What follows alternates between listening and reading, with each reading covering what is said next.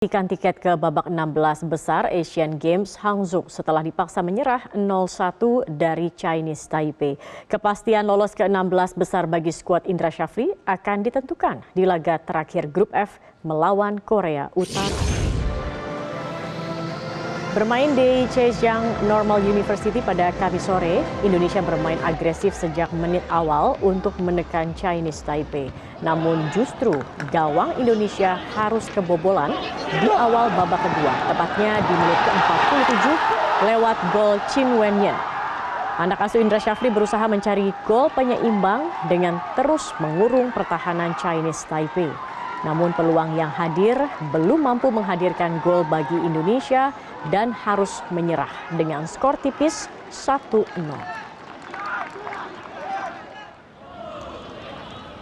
Kekalahan ini membuat skuad Garuda belum bisa memastikan tiket ke babak 16 besar lebih cepat karena baru mengoleksi 3 poin dari 2 laga. Unggul selisih gol dari Chinese Taipei di klasemen Grup F. 3 poin Indonesia diraih berkat kemenangan 2-0 atas Kirgistan di laga perdana lewat gol yang dicetak Ramai Rumakik dan Hugo Samir.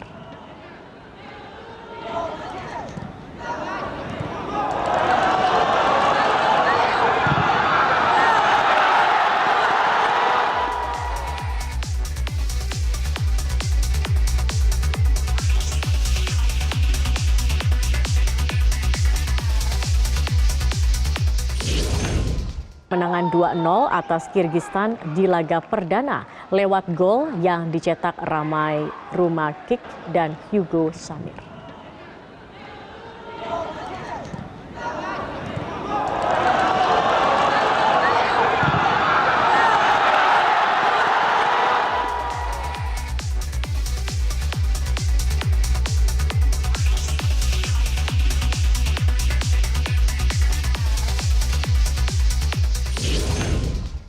Indonesia gagal memastikan tiket ke babak 16 besar Asian Games Hangzhou lebih cepat setelah takluk 0-1 dari Chinese Taipei. Skuad Garuda kini dituntut fokus menghadapi Korea Utara di laga terakhir Grup F demi memastikan diri lolos ke babak 16 besar. Dan untuk membahasnya sudah bergabung bersama kami dari luar studio pengamat sepak bola Kesit Budi Handoyo. Selamat malam Bung Kesit.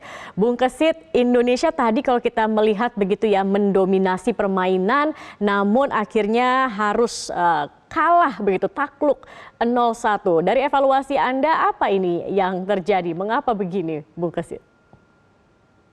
Iya, selamat malam Mbak Zakia.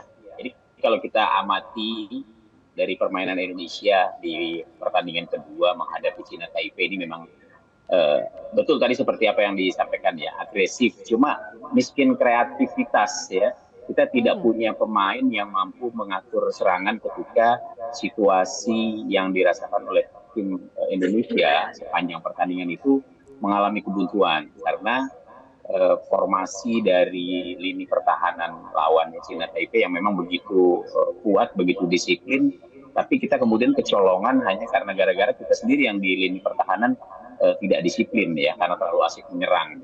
Dan ini tentu saja sangat merugikan karena akhirnya kita tidak bisa langsung memastikan diri untuk mengambil satu tiket ke babak 16 besar ya. Kita masih harus bersaing dengan Korea Utara, kita masih harus bersaing lagi dengan China Taipei, dan kita masih menunggu juga nih hasil pertandingan antara Kirgistan dengan Korea Utara yang saat ini juga akan berlangsung. Jadi saya kira Indonesia memang harus lebih fokus, harus lebih bekerja keras nanti di pertandingan terakhir. Oke, jadi sebenarnya agresif tetapi kurang kreativitas begitu ya, Bung Kesit. Bung Kesit, apakah kemudian faktor krisis pemain dan juga kelelahan usai menang dari Kirgistan ini juga berpengaruh pada performa pertandingan hari ini? Iya, sebenarnya tadi kalau kita lihat dari formasi yang diturunkan oleh Indra Syafri kan ada perubahan pemain ya, setidaknya Hernando tadi penjaga gawang diistirahatkan, kemudian Andi Setio juga diistirahatkan. Ya, ada 4 pemain yang sebelumnya tampil di pertandingan menghadapi Kirgistan diistirahatkan, walaupun akhirnya ditampilkan juga di babak kedua seperti Robi Darwis ya yang ditampilkan kembali. Dan ini memang situasinya menjadi menjadi tidak mengenakan buat Indonesia karena kan diprediksi Indonesia akan lebih mudah menghadapi China Taipei ketimbang Kirgistan ya, tapi ternyata Hmm. justru Cina Taipei yang mampu mengalahkan Indonesia di saat Indonesia mengalami kebuntuan dan tidak banyak improvisasi yang bisa dimainkan, yang bisa ditunjukkan pada saat menghadapi Cina Taipei. Ya, oke. Miskin, Nah, Bung Kesit, miskin apa ya? mhm, Miskin inovasi, miskin miskin inovasi. Oke, kreatif. kalau begitu Bung Kesit, Iya. apa yang harus dibenahi oleh Indra Syafri untuk melawan Korut di laga penentu untuk lolos ke 16 besar? Iya, lawan Korea Utara pasti akan jauh lebih berat ya, karena dari empat tim yang ada di grup F ini memang Korea Utara yang menjadi unggulan. Kesempatan memang masih ada, artinya peluang belum tertutup. Tapi kita akhirnya harus melihat hasil pertandingan lain juga, karena di pertandingan terakhir nanti kan dimainkan berbarengan. Indonesia menghadapi Korea Utara, kemudian Kirgistan menghadapi Cina Taipei. Ya kita beruntung karena Kirgistan dan Cina Taipei ini akan bertanding terakhir. Kita masih Ya. belum tahu nanti hasil Kirgistan menghadapi Korea Utara akan seperti apa. Yang jelas tidak ada pilihan bagi Indonesia, kalau mau aman ya jangan sampai kalah begitu. Hmm. Syukur-syukur bisa Hmm. menang menghadapi Korea Utara walaupun tidak mudah.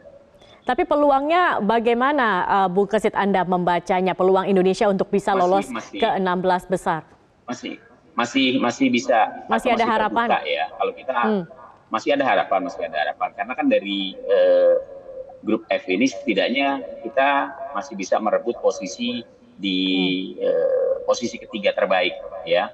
Karena itu memang harus menantikan hasil pertandingan lainnya.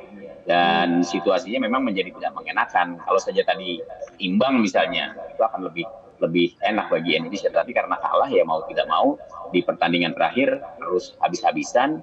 Karena Ya. juga di sisi lain Kirgistan dan juga Cina Taipei juga akan bermain di waktu yang bersamaan. Dan sekarang Cina Taipei kan punya peluang ya setelah Ya. kalah dari Korea Utara di pertandingan pertama gitu.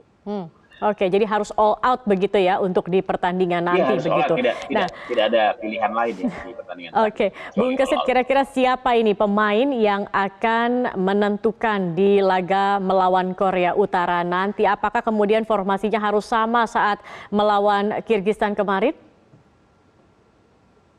Iya, nah, memang situasinya kan kalau menghadapi setiap pertandingan adalah bagaimana para pemain itu ya pada saat akan melakoni pertandingan siapa yang paling siapkan begitu. Tapi biasanya kalau formasi pertama, kalau saya sih idealnya memang don't change the winning team gitu. Artinya pemain-pemain yang kemarin sukses memenangkan Indonesia menghadapi Kirgistan tetap dipercaya gitu. Karena kan motivasi mereka masih tinggi gitu. Tapi ketika terjadi perubahan, pada akhirnya memang pasti akan ada perubahan juga di lapangan gitu. Apalagi kemudian Indonesia mengalami kebuntuan seperti yang tadi dirasakan gitu. Kan kita nggak punya model-model pemain seperti Marcelino Ferdinand atau Ivar Jenner misalnya memang tidak ikut di dalam tim ini. Gitu. Pemain yang kadang-kadang bisa menjadi pembeda ketika Indonesia mengalami kesulitan. Dan di pertandingan tadi kita nggak punya. Di tim ini kita nggak punya pemain yang punya kreativitas seperti Marcelino Ferdinand misalnya seperti itu.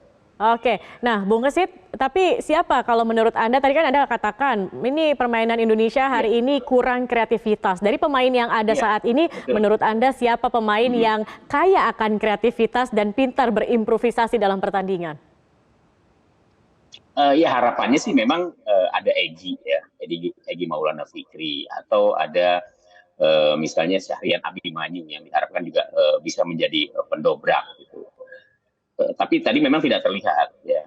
Hari ini Abimanyu maupun Egy seperti seperti sulit gitu untuk bisa mengembangkan permainan mereka. Sebenarnya kalau di lini depan kita punya pemain yang cukup mumpuni ya. Ada Ivan misalnya, atau Rumakik yang bisa mencetak gol pada saat menghadapi Kirgistan. Demikian juga Hugo Samir. Jadi kalau di depan sebenarnya sih kita cukup punya lah ya. Tinggal bagaimana pemain-pemain di lini tengah saja sih. Ya pemain-pemain yang bisa membuat atau mengubah irama permainan ketika terjadi kebuntuan seperti yang dirasakan pada saat menghadapi Cina Taipei tadi. Baik, semoga di Sayangnya pertandingan selanjutnya Indonesia bisa bermain lebih baik begitu ya Bung Kesit ya? Iya. Betul. Oke, baik, terima kasih banyak Bung Kesit Budi Handoyo, pengamat sepak bola, sudah bergabung bersama kami di Prime Time News. Selamat malam Bung Kesit. Jelajahi cara baru mendapatkan informasi. Download Metro TV Extend sekarang.